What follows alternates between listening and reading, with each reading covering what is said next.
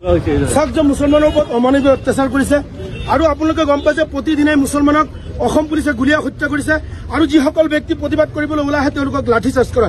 এই স্বৈৰাচাৰী হিটলাৰী বিজেপি চৰকাৰৰ বিৰুদ্ধে আমি অসম সংখ্যালঘু সংগ্ৰাম পৰিষদ আপোনাৰ কেন্দ্ৰীয় সমিতিৰ নেতৃত্বত তেওঁলোকৰ নিৰ্দেশ মৰ্মে আমি সমগ্ৰ জিলাৰ মাজত আমি আজি প্ৰতিবাদী কাৰ্যসূচী ৰূপায়ণ কৰিছো। অসমৰ মুখ্যমন্ত্ৰী ডক্টৰ হিমন্ত বিশ্ব শৰ্মা ডাঙৰীয়া তেখেতৰ পুত্তলিকা দাহ কৰিছো, কাৰণ আমি মুছলমান বৰ্তমান নিৰাপত্তাহীন হৈ আছো। মুছলমানৰ ওপৰত তেওঁলোকে প্ৰতিদিনে গুলীয়াই হত্যা কৰিছে।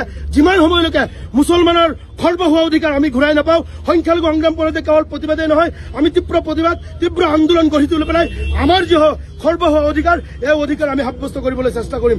আজি চাওক প্ৰতিবাদ কৰিছো, তেওঁলোকে মোক ফুচলাই মাতি লৈ গৈ আছে, থানাত যাব লাগে, তাতে এৰেষ্ট কৰিব। গতিকে কওঁ, যিসকল ব্যক্তি আমি ৰিপ্ৰেজেণ্ট কৰি আহিছো, আমাৰ এই কমিউনিটিৰ কাৰণে ৰিপ্ৰেজেণ্ট কৰিছো, এইসকল ব্যক্তিক তেওঁলোকে বন্ধ কৰি পেলাই তেওঁলোকৰ কণ্ঠ স্তব্ধ কৰিব বিচাৰিছে।